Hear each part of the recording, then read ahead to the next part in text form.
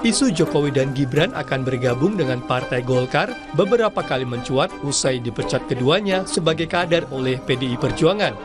Sebelumnya, Jokowi kerap menunjukkan kedekatannya dengan Partai Golkar saat masih menjabat sebagai presiden. Tim Liputan, Kompas TV.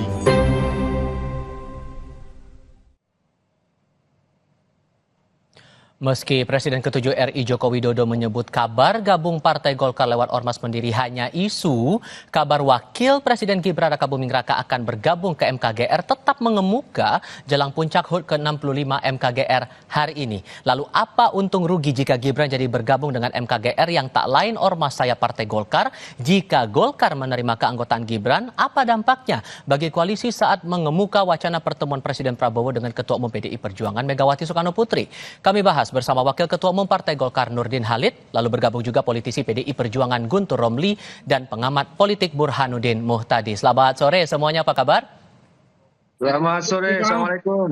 Waalaikumsalam, terima kasih semua sudah bergabung. Ini tinggal kita menunggu Bang Nurdin Halid untuk bergabung bersama kami kali ini. Mas Burhan, saya ke Anda dulu. Isu Pak Jokowi dan Mas Gibran ke MKGR ini masih belum terkonfirmasi sepenuhnya begitu, belum gamblang diterangkan begitu. Tapi kalau membaca wacana ini terus muncul, seolah ada yang menanggapi ini seperti semacam tes ombak atau ancang-ancang. Apakah bisa dikatakan demikian? Kalaupun bisa, tes ombak ini ditujukan ke siapa ya, Mas ya? Bisa ya, jadi kita bisa membaca ini bagian dari testing the water. Karena isu masuknya Jokowi atau Gibran ke Golkar itu timbul tenggelam. Jadi kadang muncul, kemudian hilang, ditelan oleh ombak, kemudian muncul kembali. Dan menurut saya ini bagian dari testing the water untuk menguji dua level sekaligus. Jadi satu adalah melihat reaksi dari elit politik yang lain, terutama Prabowo Subianto, karena kita tahu Pak Prabowo menjadi presiden, dan tentu ada relasi khusus antara Pak Prabowo melihat konstelasi antara keluarga besar Pak Jokowi dengan PDI Perjuangan maupun dengan partai koalisi pendukungnya termasuk Golkar. Yang kedua adalah tes pasar, tes ombak terhadap publik secara umum, lebih khusus adalah pendukung Pak Jokowi seperti Projo dan komunitas pendukung keluarga besar Jokowi di konteks Pilpres. Oke. Kalau begitu sejauh ini Bang Nurdin, suara saya terdengar ya Bang Nurdin? Ya, terdengar. Sejauh mana kemudian kans dari Pak Jokowi dan Gibran ini bisa masuk ke MKGR, dan karena kabarnya MKGR ini jadi jalur untuk masuk jadi partai kader Golkar begitu. Sebesar apa kansnya sebetulnya Pak Nurdin? Ya, jadi Partai Golkar paling terbuka, siapa saja bisa menjadi anggota Golkar, tapi tentu ada rambu-rambu, ada aturan yang harus dilalui untuk menjadi anggota Golkar. Apalagi kalau perpindahan dari sebuah partai kepada Partai Golkar. Kemudian ketika misalnya Pak Jokowi maupun Mas Gibran mau menjadi anggota MKGR, itu normal-normal saja. Tetapi tidak otomatis ketika menjadi anggota MKGR itu menjadi anggota Golkar. Karena MKGR betul merupakan pendiri Partai Golkar, tapi MKGR sekarang keanggotaan sudah terbuka. Di sana juga ada ASN, ya, sudah macam-macam. Jadi tidak otomatis menjadi anggota MKGR kemudian menjadi anggota Golkar, tapi memang semakin dekat karena ketika menjadi anggota MKGR, di mana MKGR itu adalah pendiri bukan Partai Golkar, pendiri golongan karya. Nah, itu berarti ada hubungan kesejarahan, tetapi ini saya tekankan bahwa itu tidak otomatis ketika menjadi anggota MKGR kemudian otomatis menjadi anggota Partai Golkar. Tapi Partai Golkar adalah pada katanya partai yang sangat terbuka, tapi tentu ada rambu-rambu, ada mekanisme, tidak otomatis serta-merta menjadi anggota Golkar ketika seseorang hendak menjadi anggota Golkar. Tapi muncul pertanyaan juga begini Bang Nurdin, kenapa kemudian harus lewat ormas sayap partai, ngapa nggak langsung menghadap ke DPP saja? Sesungguhnya sesulit itukah untuk menjadi anggota lewat kader, lewat DPP langsung? Tapi jawabnya nanti ya. Kita lanjutkan lagi di segmen berikut ya. Usai jeda berikut.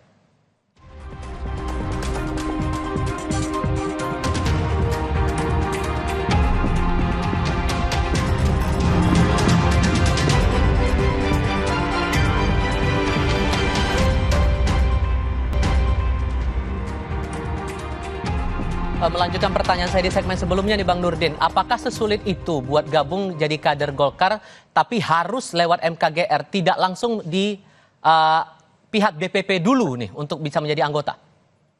Kita juga belum bisa memastikan ya, karena Mas Gibran itu kan hadir di acara MKGR dalam kapasitasnya sebagai Wapres yang diundang oleh MKGR untuk menghadiri acara ulang tahun daripada MKGR.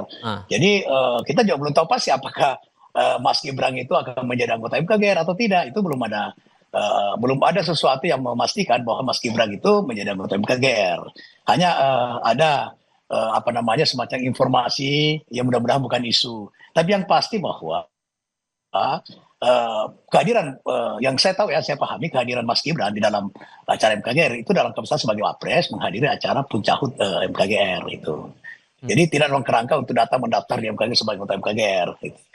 Dan tidak ada mekanisme di Partai Golkar bahwa ketika hendak menjadi anggota Golkar itu harus melalui organisasi dirikan atau organisasi pendiri yang kita kenal dengan Hasta Karya. Tidak ada mekanisme seperti itu, dan anggaran dasar, anggaran rumah tangga maupun PO tentang keanggotaan itu tidak mengatur seperti itu bahwa harus menjadi anggota Hasta Karya dulu atau anggota daripada ormas yang didirikan maupun yang mendirikan Partai Golkar baru masuk Partai Golkar. Bisa saja langsung kepada Partai Golkar gitu.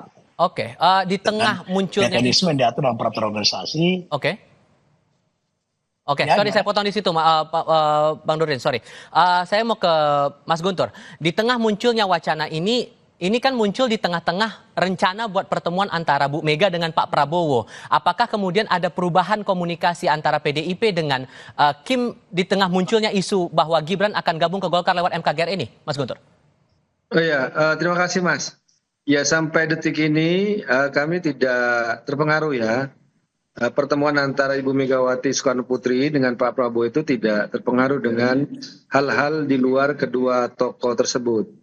Karena kalau kami menyimak apa yang disampaikan oleh Mas Ahmad Muzani dan juga dari senior-senior kami ya, yang selama ini juga sudah berkomunikasi dengan pihak Gerindra dan Pak Prabowo, ada Mbak Puan, ada Pak Oli, ada Mas Pram, ada Mas Ahmad Basara, bahwa komunikasi itu selalu terhubung dan selalu ada respon yang positif. Nah, hingga saat ini memang yang disusun itu soal kapan waktunya itu, tempatnya di mana dan tanggalnya berapa, karena kan mengingat juga terkait agenda-agenda Presiden Prabowo. Namun bagi kami pertemuan dua tokoh ini adalah pertemuan yang sangat penting dan sangat strategis ya. Gitu, Mas. Terlepas bahwa ini menjadi hak siapapun untuk bergabung begitu, Mas. Tapi kan ada catatan juga dari internal PDIP terhadap sosok Gibran dan Jokowi ini yang dipecat karena melanggar etik itu tadi. Apakah ada cermatan sendiri terkait dengan isu ini? Oh enggak, Mas. Jadi kami menganggap ketika pemecatan itu sudah dilakukan dan sudah diputuskan oleh Ibu Ketua Umum, maka baik Jokowi dan Gibran sudah tidak terkait dengan PDI Perjuangan. Dan kami juga tidak mau berkomentar dengan apa yang akan mereka lakukan, sikap politik yang mereka lakukan, yaitu sudah tidak lagi terikat dengan PDI Perjuangan. Dan kami tidak mau memberikan komentar tentang hal itu, Mas. Oke, Mas Burhan begini, ini muncul dua narasi bersamaan ya, kabar atau isu Jokowi dan Gibran gabung ke Golkar lewat MKGR, terus di tengah-tengah itu juga ada, kita juga masih menanti nih wacana pertemuan antara Pak Prabowo dengan Bu Mega. Ada kaitan nggak narasi-narasi ini atau wacana-wacana yang muncul di permukaan ini? Ya, kalau ditafsirkan ada kaitan antara rencana pertemuan Pak Prabowo dengan Ibu Mega dengan rencana atau isu berkaitan dengan Mas Gibran masuk ke MKGR, bisa-bisa saja, sah-sah saja. Dalam politik kan otak-atik gatuk semacam itu suatu hal yang seringkali rame dibicarakan, didiskusikan di media maupun medsos ya. Tapi lagi-lagi kalau saya melihat pola nih, pola koalisi Pak Prabowo dengan relasinya dengan parlemen itu tidak seperti kejadian sebelumnya. Jadi pada pemerintahan sebelumnya itu relasi antara governing coalition dengan oposisi itu tegas. Dan PDI Perjuangan juga menjalankan posisi yang tegas juga ketika berada di luar kekuasaan. Kalau kita flashback pada masa Pak SBY 2 periode berkuasa. Tetapi pada masa Pak Prabowo minimal sampai 3 bulan terakhir ini, itu relasinya tidak setegas itu. Jadi PDI Perjuangan itu masih membuka opsi untuk bergabung dengan pemerintahan Pak Prabowo. Dan kalau misalnya itu terjadi, maka komunikasi antara PDI Perjuangan dengan partai-partai pemerintah itu unik. Karena tidak vis-a-vis antara Prabowo versus PDI Perjuangan, tetapi PDI Perjuangan, ya, kalau misalnya masuk ke dalam, itu akan memiliki dinamika yang khusus, terutama kepada mereka yang dianggap menjadi proksi Pak Jokowi gitu. Oke. Jadi ini saya melihatnya Tifal, kalau misalnya Gibran masuk ke Golkar, PDI Perjuangan kemudian masuk ke kabinet Pak Prabowo, itu yang menjadi pemenangnya Pak Prabowo, karena Pak Prabowo menjadi the center of attraction. Semua pihak akan mengalami proses dinamika khusus untuk mendapatkan blessingnya Pak Prabowo. Kemudian ada competition di antara partai-partai mitra Pak Prabowo.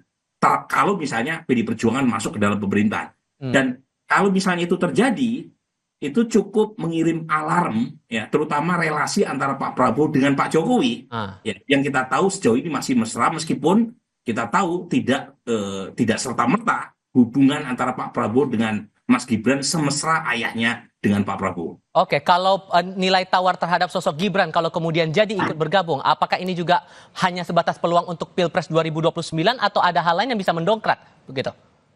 Oh, bukan hanya itu saya kira.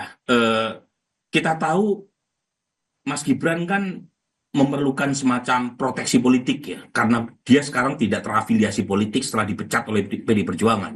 Dan kita tahu juga 3 bulan terakhir itu yang menjadi sasaran tembak kan Pak Jokowi dengan Mas Gibran. Pak Prabowo relatif nyaman-nyaman saja.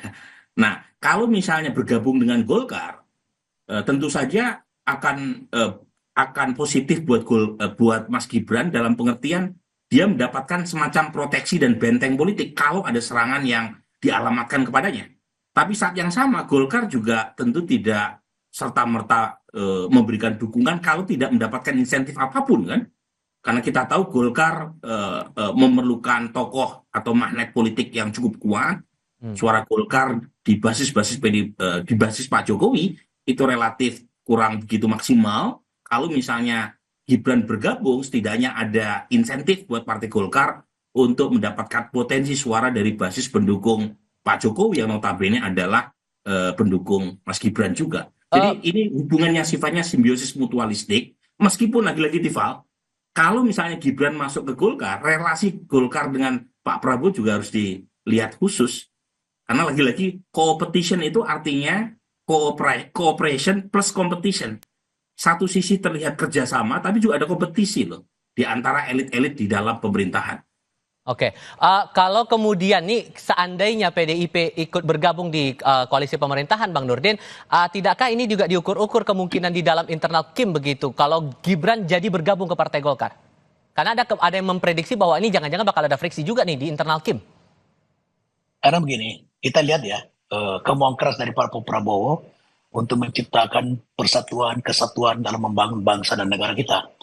Jadi, dan memang sebenarnya dalam sistem ketatanegaraan kita dengan sistem presidensial, kita memang tidak mengenal namanya posisi, ya. Dan sejak dulu tidak pernah ada posisi setelah era reformasi, di mana benar-benar kita memperkenalkan sebuah sistem demokratisasi kita dengan pemilihan langsung. Kita memang sebetulnya dalam sistem ketatanegaraan kita, khusus kita tidak mengenal namanya posisi. Yang masalah sekarang adalah partai-partai ini sekarang semua ingin sekarang Kim minus PDIP, dan sekarang insya Allah mudah-mudahan PDIP bisa bergabung dengan Kim ini. Itu berarti adalah kabinet merah putih yang digagas, yang didamdamkan, dan betul-betul persatuan dari seluruh partai untuk membangun negeri ini. Tidak berarti bahwa ketika semua partai bergabung dalam Pak Prabowo kemudian tidak ada kontrol, tidak ada check and balance, bukan seperti itu. Golkar saja di lembaga legislatif tetap melaksanakan fungsinya. Yang penting bahwa kontrol itu adalah harus konstruktif, bukan destruktif. Nah, itu adalah sistem ketatanegaraan. Jadi sangat bagus kalau Ibu Mega, PDIP bergabung dengan Pak Prabowo. Itu pertanda bahwa Kabinet Merah Putih betul-betul bersatu untuk membangun Indonesia menuju Indonesia Emas 2045. Dan itu yang dijalankan. Pak Prabowo sekarang seperti Kadin saja, beliau sangat respect, beliau sangat menghimbau supaya sekarang jangan ada perbedaan itu adalah rahmat. Perbedaan itu penting, tapi jangan kemudian menjadi terpecah belah sehingga tidak ada persatuan, tidak kesatuan untuk membangun negeri ini. Negeri yang sangat besar ini, yang luar biasa, maka bisa dibutuhkan persatuan. Tapi tidak berarti bahwa ketika PDIP misalnya bergabung dengan Pak Prabowo, ya, kemudian tidak ada check and balance, tidak seperti itu. Tetap kita akan melakukan kontrol yang konstruktif kepada pemerintah. Sepanjang pemerintah itu Pak Prabowo berorientasi kepada kepentingan rakyat, berorientasi kepada pentingan pembangunan jangka panjang, berorientasi kepada menuju Indonesia Emas, maka semua partai saya yakin akan mendukung. Tapi ketika ada sesuatu yang tidak berpihak kepada rakyat, pasti kita memberikan kritikan yang membangun, kritikan yang konstruktif, bukan destruktif. Saya kira. Nah, sejauh ini komunikasi antara PDIP, Mas Guntur, dengan partai lain di koalisi Kim bagaimana? Mengingat kan beberapa waktu lalu Mbak Puan juga sempat mengunggah konten juga di media sosialnya bahwa semuanya ujung-ujungnya adalah masalah persatuan begitu. Komunikasi dengan partai lain di Kim gimana? Iya, kalau Mbak Puan kan memang memiliki tugas berkomunikasi karena beliau juga sebagai Ketua DPR RI. Jadi terkait komunikasi dengan partai-partai lain, saya kira itu kan sebagai wewenang dan juga jabatan beliau sebagai Ketua DPR. Namun kalau terkait dengan pertemuan antara Pak Prabowo dengan Ibu Megawati, ya beliau juga membuka komunikasi. Tapi bagi kami gini Mas, rencana pertemuan ini kan lebih ke soal persahabatan kedua tokoh, ya yang selama ini sudah terjalan baik. Nah kalau terkait dengan posisi PDI Perjuangan sendiri, menurut kami itu terlalu jauh ya, ditafsirkan ke sana. Karena bagaimanapun PDI Perjuangan itu dari hasil Rakernas kelima tahun 2024 itu bersikap bahwa ingin menjadi kekuatan penyeimbang dan untuk menjaga check and balances, yang artinya sampai detik ini itu masih berada di luar pemerintahan. Meskipun seperti disampaikan juga oleh Ibu Megawati, meskipun PDI Perjuangan berada di luar pemerintahan, tapi tidak bermusuhan dengan pemerintahan Prabowo. Ya, benar seperti disampaikan oleh Bung Burhan tadi, bahwa meskipun PDI Perjuangan di luar pemerintahan saat ini itu tidak sama seperti juga waktu zamannya SBY. Kenapa? Karena memang ada hubungan yang baik antara Pak Prabowo dengan Ibu Megawati Soekarno Putri. Nah itu sebagai catatan khusus Mas. Tapi terkait posisi PDI Perjuangan, saya kira sebelum Kongres, karena biasanya di Kongres itulah diputuskan terkait kebijakan strategis partai. Apakah tetap berada di luar atau nanti bisa masuk ke pemerintahan. Nah itu biasanya dilaksanakan di Kongres yang nantinya juga Presiden Prabowo juga rencananya akan diundang dalam Kongres tersebut. Begitu Mas. Oke, Mas Guntur, Mas Burhan, dan Bang Nurdin, terima kasih banyak sudah mau berdiskusi bersama kami. Sehat selalu semuanya. Assalamualaikum, selamat sore. Kompas Petang berlanjut, Anda akan bersama My Sister Tarigan untuk paruh kedua program ini. My Sister. Terima kasih Tifal. Saudara, petugas kembali mengevakuasi satu kantong jenazah dari lokasi kebakaran Glodok Plaza. Jenazah korban ditemukan